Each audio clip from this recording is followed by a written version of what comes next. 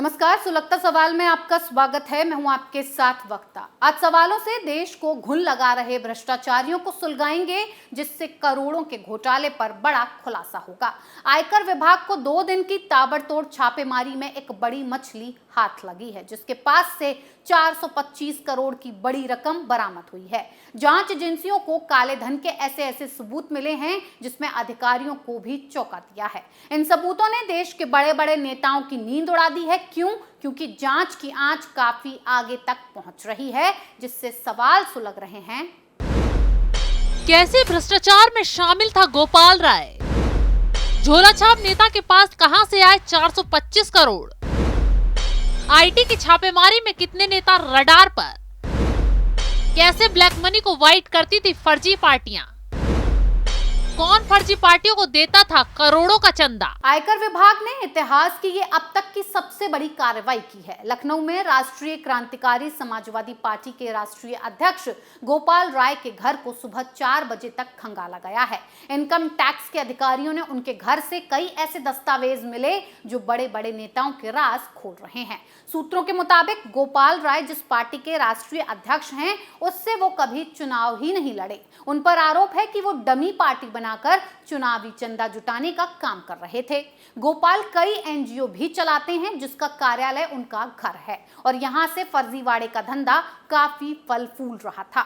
गोपाल राय के घर पर केंद्रीय लोक शिकायत और जांच संस्थान, अखिल भारतीय गौ रक्षा परिषद, औद्योगिक एवं प्राविधिक शिक्षा परिषद, राष्ट्रीय दृष्टिहीन संघ जैसे संगठनों का बोर्ड उनके घर के बाहर लगा है, जिस पर बड़े बड़े नेताओं और मंत्रियों की तस्वीरें लगी हैं।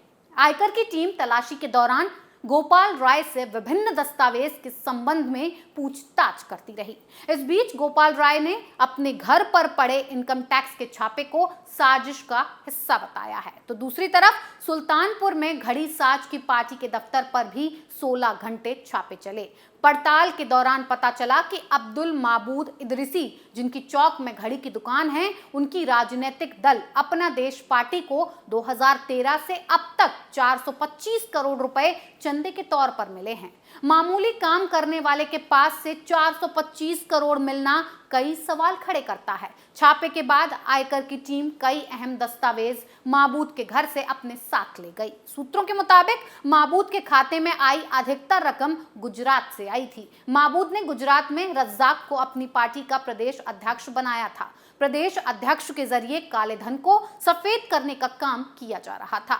तो वहीं वाराणसी में आयकर विभाग की कार्रवाई लगातार दूसरे दिन भी जारी रही। निर्वाचन आयोग के निर्देश पर जनराज्य पार्टी के अध्यक्ष रविशंकर सिंह यादव के आवास और कार्यालय पर आयकर विभाग ने कार्रवाई की। टीम ने पैसों के लेन देन से जुड़े कागजातों, कंप्यूटर, हार्ड डिस्क को जब्त कर लिया है।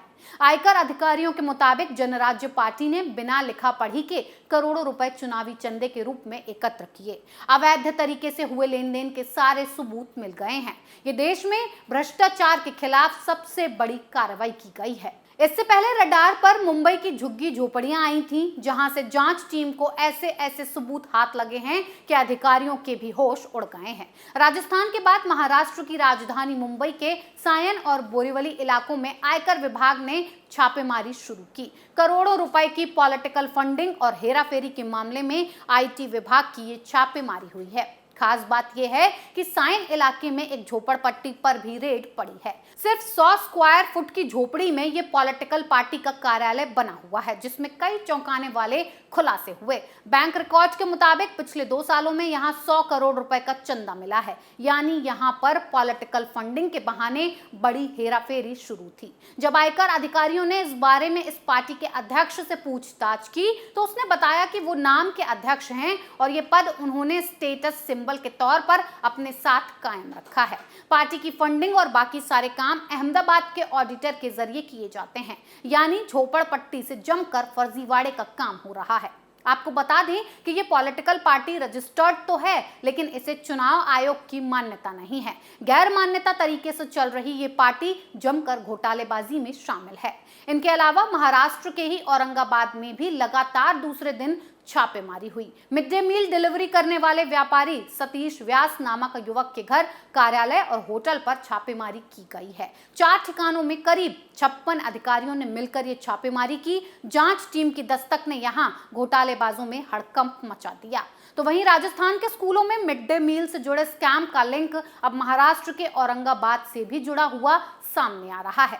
राजस्थान में भी मिड डे मील घोटाले को लेकर ही बड़े बड़े नेताओं के ठिकानों पर छापा मारा गया था और जो सबूत वहां से हाथ लगे उसके आधार पर ही जांच टीम यहां पहुंची है। पिछले 2 दिनों में इनकम टैक्स विभाग ने देश के 110 स्थानों में छापेमारियां की हैं, यानी इनकम टैक्स डिपार्टमेंट पूरी तरह से एक्शन मोड में दिखाई दे रहा है। औरंगाबाद के व्यापारी सतीश व्यास को राजस्थान के स्कूलों में मिड डे मील सप्लाई करने का कॉन्ट्रैक्ट मिला हुआ है। उन्हें राजस्थान के अनाज घोटाले से संबंधित माना जा रहा है। तो वहीं आयकर विभाग को जानकारी मिली थी कि पॉलिटिकल फंडिंग के बहाने टैक्स चोरी और पैसों की हेराफेरी शुरू है, इसीलिए मुंबई के अलग अलग ठिकानों पर ये छापेमारी की गई। अब कैसे पॉलिटिकल फंडिंग के बहाने हेराफेरी हो रही है, तो चलिए ये भी बताते हैं। सूत्रों के मुताबिक इस पॉलिटिकल पार्टी को 100 करोड़ का चंदा मिला है, यानी चंदे के नाम पर करोड़ों की हेराफेरी हुई है। इस फंड के लिए बकायदा सर्टिफिकेट भी प्रोवाइड किए गए हैं। इस सर्टिफिकेट का इस्तेमाल इनकम टैक्स में छूट पाने के लिए किया जाता है। पार्टी को मिले फंड से 0.01% रकम कट की जाती थी। बाकी फंड ऑडिटर के जरिए बनाई गई संस्था में भेज दिए जाते थे, यानी पैसों की चोरी को लीगल दिखाने की कोशिश होती थी। मुंबई में सायन के अलावा बोरीवली में भी ऐसा ही धंधा चल रहा था। एक छोटे से घर में एक पार्टी का ऑफिस रखा गया। इस पार्टी ने अलग अलग लोगों और संस्थाओं से 50 करोड़ की रकम चंदे के नाम पर ली थी। इसके बाद इन पैसों को भी अलग अलग संस्थाओं में घुमाया गया।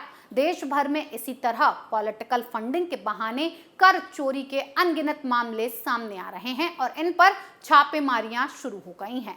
सूत्रों के मुताबिक महाराष्ट्र और गुजरात में पॉलिटिकल फंडिंग से ऐसी रकम 2000 करोड़ से ज्यादा हो सकती है। गुजरात में भी 21 पॉलिटिकल पार्टियों पर छापेमारियां की गई थी। इसके लिए मुंबई से 120 इनकम टैक्स अधिकारियों की टीम गुजरात भेजी गई थी। अब एक के बाद एक राज्य में आयकर विभाग डेरा डाल रहा है और गिरफ्तारियां कर रहा है, जिससे भ्रष्टाचारियों की नींद उड़ गई है। सुलगता सवाल में आज के लिए इतना ही। नए मुद्दे के साथ फिर पेश होंगे, तब तक के लिए देखते रहिए कैपिटल टीवी। नमस्कार।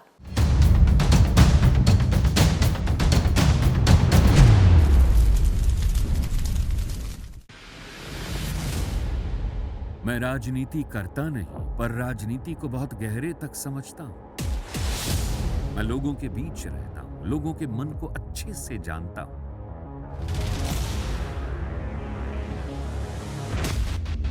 पब्लिक और पॉलिटिक्स की हर नब्ज को खूब पहचानता हूं। संघर्ष की सियासत से सत्ता के सिंहासन तक मैं हर खबर से खरा सच निकालता हूं। ना कोई दौड़, ना कोई race. Capital TV, Uttar Pradesh.